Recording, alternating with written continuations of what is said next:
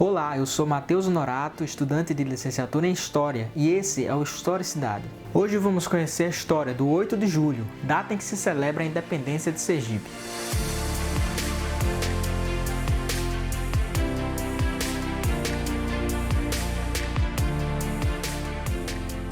Antes de a gente falar sobre a emancipação propriamente dita, é importante a gente entender o histórico de configurações políticas do espaço que hoje corresponde ao território sergipano, principalmente para que a gente possa compreender algumas mudanças interessantes que ocorreram ao longo do tempo. Então, para começar, vamos partir do seguinte questionamento: como e quando Sergipe surgiu? Bom, em primeiro lugar, vale ressaltar que as terras de Sergipe inicialmente correspondiam a uma pequena parcela de uma das capitanias hereditárias, a Capitania da Bahia, que foi cedida pela coroa portuguesa em 1534 aos cuidados do donatário Francisco Pereira Coutinho. Essa capitania originalmente se estendia do Rio São Francisco até o sul da Baía de Todos os Santos e mais tarde também sofreria uma reconfiguração para se tornar o atual estado da Bahia. Acontece que naquela época a capitania da Bahia não obteve sucesso na tentativa de desenvolver a economia da região e por isso acabou sendo devolvida ao rei de Portugal. As coisas tomaram um novo rumo em 1590, quando Cristóvão de Barros empreendeu uma guerra justa contra os indígenas que habitavam o litoral da Bahia. E essa guerra resultou exatamente na conquista militar dessa região, que na ocasião passou a ser chamada de Sergipe del Rei, exatamente pelo fato de ter sido devolvida para a coroa. Daí em diante, Sergipe del Rei se estabeleceu como uma capitania autônoma, e essa condição de capitania se manteve até 1773, quando o monarca Dom José I, junto com seu ministro Sebastião José de Carvalho e Melo, Marquês de Pombal, decidiram reestruturar o mapa administrativo das capitanias e anexaram algumas capitanias de menor porte a outras maiores. E foi por conta desse projeto de reestruturação que Sergipe del Rei acabou sendo incorporado ao território da Bahia, voltando, portanto, a integrar essa capitania na condição de comarca. Vale lembrar que exatamente 10 anos antes, em 1763, a sede do governo geral do Brasil foi transferida de Salvador para o Rio de Janeiro, ou seja, do norte para o sul da colônia.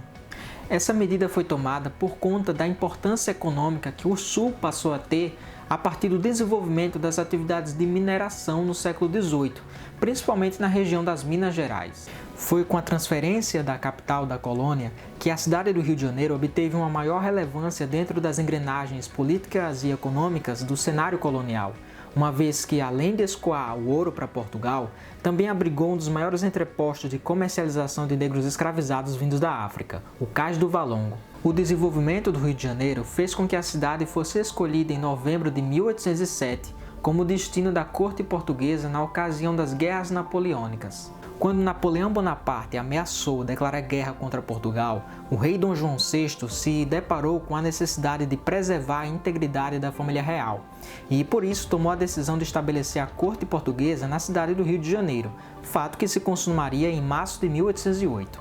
Em outros termos, é como se a colônia tivesse sido elevada à metrópole e a metrópole se rebaixado à condição de colônia, já que com essa mudança o poder político passou a emanar de uma cidade colonial, o que geraria uma certa insatisfação generalizada não só entre os cidadãos portugueses, mas também entre a população de algumas províncias brasileiras. Com a elevação do Brasil a Reino Unido, a Portugal e Algarves em 1815, os descontentamentos com essa centralização política no Rio de Janeiro se intensificaram, e uma das mais emblemáticas reações a essa política centralizadora aconteceu em Pernambuco em 1817. Foi a Revolução Pernambucana. Esse movimento teve como objetivos eliminar os impostos excessivos cobrados pela corte, estabelecer um governo provisório independente do governo central e garantir uma autonomia política baseada nos princípios liberais do iluminismo. Mas vale lembrar que qualquer tipo de contestação à autoridade do rei, principalmente uma contestação de grande porte como foi a Revolução Pernambucana, representava uma ameaça considerável à integridade da colônia e, sobretudo, da monarquia. E, por isso, a Revolução não demorou a ser prontamente combatida pelas autoridades militares que foram enviadas pela corte para Pernambuco. Mas por que a gente está falando sobre a Revolução Pernambucana de 1817 em um vídeo sobre a independência de Sergipe em 1820? Então, para a gente é necessário ressaltar qual foi o posicionamento tomado por Sergipe durante os desdobramentos da Revolução Pernambucana. Ao invés de aderir à causa do movimento, que a essa altura já estava se espalhando para outras regiões, Sergipe organizou uma resistência militar estabelecida em Vila Nova, que atualmente é o município de Neópolis, com a finalidade de impedir a propagação da Revolução para as terras de Sergipe e deixar que ela alcançasse a Bahia, o que poderia ser ainda mais desastroso. Acredita-se que a emancipação de Sergipe, concedida por Dom João VI por meio do decreto de 8 de julho de 1820, tenha sido uma forma de recompensar a postura sergipana no esforço de conter o avanço da Revolução Pernambucana. Por outro lado, é possível que a independência tenha sido resultado de uma tentativa de garantir a adesão de Sergipe ao governo central do Rio de Janeiro. O problema é que as dores de cabeça do rei não terminariam por aí. É que mesmo depois do decreto de 8 de julho, a política em Sergipe ainda teria algumas reviravoltas, no mínimo curiosas. Carlos César Burlamaque foi o escolhido do rei para governar a província de Sergipe. Mas quando ele chegou, no dia 20 de fevereiro de 1821, ficou sabendo que Sergipe havia aderido a um outro grande movimento, que dessa vez ocorreu em Portugal, a Revolução do Porto. Os adeptos dessa revolução defendiam tanto o retorno de Dom João VI para Portugal, como também a instauração de uma Assembleia Constituinte para elaborar uma Constituição e assim eliminar o poder absoluto do rei, mas sem extinguir a monarquia. Mesmo repudiando esse tipo de manifestação justamente por ser favorável ao rei, Burlamaque ainda chegou a consultar a opinião pública para saber se tomava posse ou não no governo de Sergipe. No fim das contas, foi decidido que Burlamaque seria sim empossado. Só que ele acabou sendo deposto e preso depois de apenas 28 dias de governo, justamente por não compactuar com a Constituição que estava sendo elaborada. Inclusive, durante o seu breve mandato de 4 semanas, Burlamaque chegou a proibir terminantemente o uso da palavra Constituição nas ruas de São Cristóvão, a antiga capital sergipana. Com a deposição de Burlamaque, as coisas ficaram um pouco mais complicadas. Isso porque a Bahia, simplesmente ignorando o decreto do 8 de julho, nomeou um outro governante para administrar Sergipe, considerando que Sergipe ainda era uma comarca da Bahia. Foi então que Pedro Vieira de Melo iniciou seu mandato em março de 1821, fazendo com que Sergipe tornasse a se subordinar às ordens do governo da Bahia. Chegamos em 1822, e enquanto Sergipe tentava recuperar a sua autonomia, os ventos da independência do Brasil sopravam cada vez mais forte.